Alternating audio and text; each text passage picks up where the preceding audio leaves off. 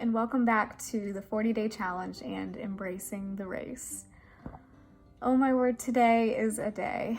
I'm running today, and I realized that if I was going to sit down and do this, that now is the time because I've got errands to run this afternoon. I had vaccine clinic this morning, and today is also the 1-year anniversary of the day that we found out that the schools would be closing for what we thought was just 2 weeks. It seems like a really long year. It feels like it should be more than a year since all that went down, but maybe things are starting to turn a corner with all that. But anyway, so today is day 22, and our devotion is called Pounding the Pavement Alone, which I thought was an interesting title. She starts with a verse from Matthew. It's Matthew chapter 14, verse 23. After he had dismissed them, Jesus went up to a mountainside by himself to pray. Later that night, he was there alone. So she's talking about running with a group versus running alone, and how some people prefer one way or the other. Some people would actually prefer to run alone, and then there's people like me. I can probably go either way. I like having someone to talk to. Me and my running buddy, those runs will go by fairly quickly because we'll just chat, and it just flies by. So I'm definitely a people person, like running with others. My list is limited because I do run very slow. My running buddy is actually a much faster runner than me, but she's good at keeping pace with me, even if it's a little slower than what she's used to. But she talks about how sometimes you have to run alone, even if you prefer running with others, because sometimes it just doesn't work out, and it's either you're going to run by yourself or you're not going to run at all. You have to choose. If you're training for something, sometimes you have to choose to be prepared over what you might like as far as running with somebody else. So, and then she goes into how as believers, sometimes we have to make that similar decision. We can't say, oh, I'm not going to go to church because my best friend's not going, or, oh, I'm not going to go to that Bible study unless all my friends go with me, type deal.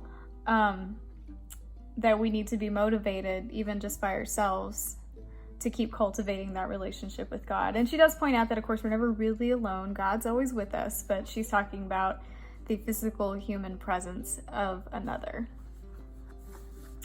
And she says, towards the end here, God called Moses on a solo journey for 40 days, away from the crowd, in Exodus chapter 24.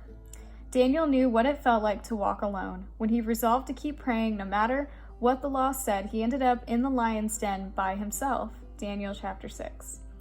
David faced Goliath alone while the entire Israelite army cowered in fear. That's 1 Samuel chapter 17. Old Testament prophets Jeremiah and Isaiah would have made great running buddies, but God called each to walk alone, proclaiming the truth. Jeremiah chapter 1, Isaiah chapter 6. And she also ends with how Jesus modeled what it is to walk alone. And how you can find several moments in the Gospels where it talks about how he went off alone to pray. And he would go off alone to rest and have that time. So alone time is such a good thing. And to be motivated to keep cultivating that relationship when you may not have another person with you is a very good characteristic to have. Okay, questions. Take 2. Can you identify a season in your life when you had to walk alone? When I first moved up here, obviously I was new to the area and didn't know anybody. So in order to find a group of other believers, I had to take that step out, a little out of my comfort zone because I am a people person, and find a Bible-believing church to be a part of and know where I can involve myself in that community. So that's what comes to mind for that question, is when I first moved up here, and being new to the area and not knowing anybody. How did this affect your faith? It was really good. I was able to make those good friends at the church that I first started attending up here, And several of them ended up working at the same place I was working, so I would see them on a regular basis, and so it was a really good thing. And just like I said a minute ago, always having that base of being motivated, even when it is just you, to cultivate that relationship it's a good characteristic. What are some blessings in disguise that come from sometimes walking alone? I think it can grow your faith. When the only other person that you can depend on is God, that's obviously going to increase your faith. If you're in one of those seasons now, admit your fears and worries and lay them at the feet of Jesus. That can be a hard thing sometimes, just choosing to let go, and having that faith that everything's going to be okay. I'm not always the best at that, as we've learned through this study. She ends with Exodus chapter 24, verse 2.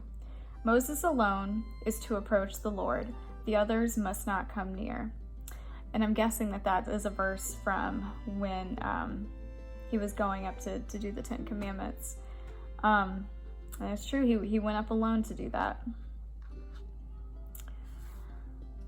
So never underestimate the value of that quiet time and just being by yourself. Bible studies and church and all of that is so good, and having that community, but having that alone time can be very restful and refreshing. That's a good word, refreshing. So I hope everyone's doing well, and like I mentioned at the beginning, we're at that 1 year mark for almost everybody. I'm hoping that, I know at least for me, that